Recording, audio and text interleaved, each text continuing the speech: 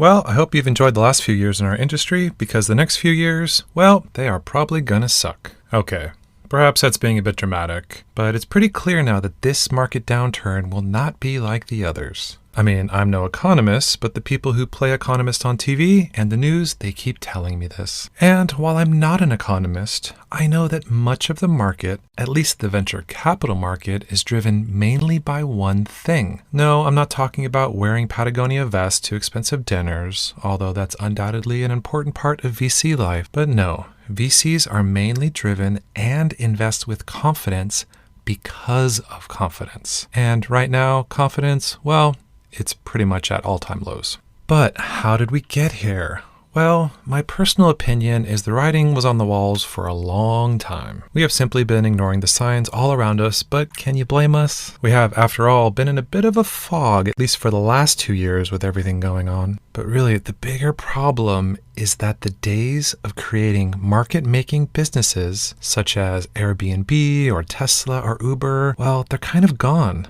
Instead, we've kind of been reduced to creating and funding lesser derivatives of yesterday's innovations, aka the Uber of X. I mean, furthermore, exactly how many different enterprise HR SaaS tools can the market really absorb before someone, some brave soul shouts enough? Of course, when valuations are only going up, and the M&A market has been as hot as it has been, no one is going to stop to say anything. It's really much easier just to point to all these charts that are going up and to the right and go, nice. So yeah, I hate to say it, but innovation in our industry, it seems like it might have actually died a few years ago. But we just kept chugging along. The COVID slowdown was perhaps a chance to reboot and build anew, but instead, most people just sat home on their ass and they either traded or they built completely useless crypto things. This is basically what 99% of Web3 is now becoming, whether we like it or not. It's completely useless, and these things have no value to anyone.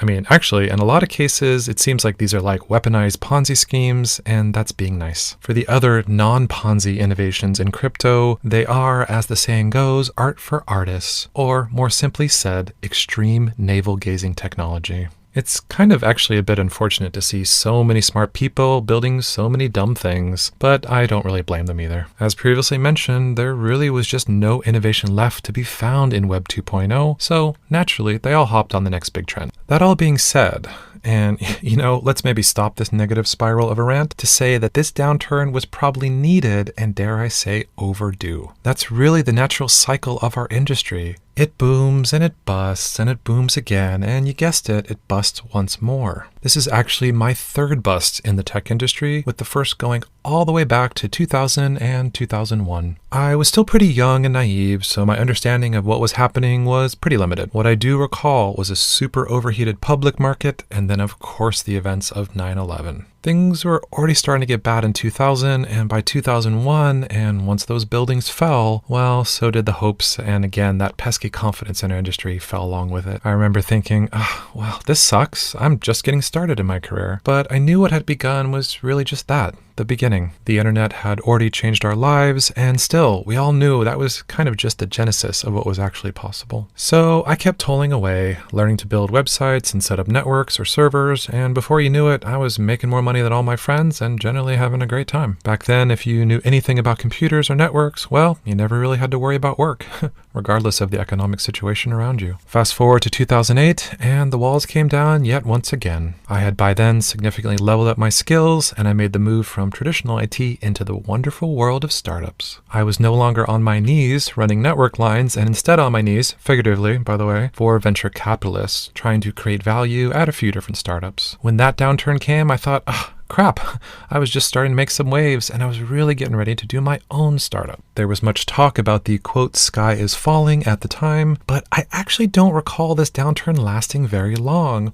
or impacting our industry that much. If you look at charts for investments and valuations at the time, yeah, you do see a small dip, but it was kind of more like a divot, with both of those cranking back up into the right soon after that. For me personally, the job opportunities, well, they only got better and better, and before I knew it, I had raised $3 million for my own startup. So in hindsight, there's all this talk about, the best companies are built during a down market. Often we reference Airbnb and Dropbox for the time. But I don't see 2008 as a hugely down market. More of a correction, really, actually, mainly because we were building way too many useless Web 2.0 social media startups. Any business with like decent unit economics and real tech innovation did just fine. Sound familiar, Web 3.0 people? Better watch out for that one. All right, now I've just only done some personal ranting without providing much help or advice for the many founders out there who are no doubt a little bit worried. I feel that there's already been so much quote-unquote thought leadership from the VCs on Twitter, so let me try to say something that they are not saying. To start with, and to my first-time founders with a business that's kind of been sputtering along for the last few years, well, if you haven't at least found a little bit of product market fit and some revenue growth by now, I'm sorry to say, I don't think you have any chance in the short term. For you, that means it might be time to just stop and quit.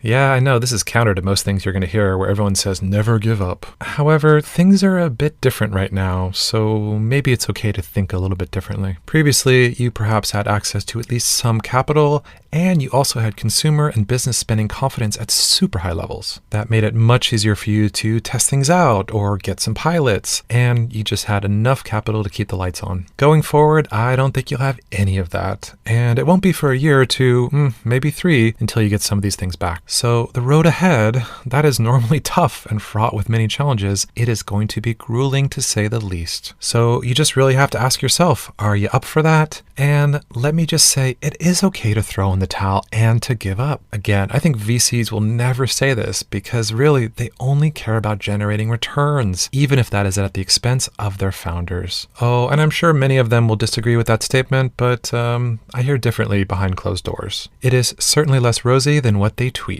Hashtag winky face emoji. For the businesses that do have something going on and a little bit of momentum in your revenue, there's probably little to say that hasn't already been said. I mean, I guess I would double down on the statements of hunker down and make those tough cuts right now. In my last startup, this was a critical mistake that I made. I kept holding out thinking more capital is just around the corner or that my unit economics would make a sudden leap forward. Because of this, I didn't make those tough cuts to the burn until it was way too late. This proved to be a fatal mistake in my case. It's really hard to cut costs and damn, it's much harder to fire people, especially those that have supported you so well. This much I know, but as we say, or at least I tend to say it a lot, it's nothing personal. It's just business. I guess I would wrap up this thought and recommend that you really think deeply about power law or the 80-20 rule, aka only 20% of what you do actually matters. Now the tough part for you, figuring out what that 20% is and doing a lot more of that. Best of luck with that, and I hope to see you on the other side of this market downturn sometime in, say, 2025.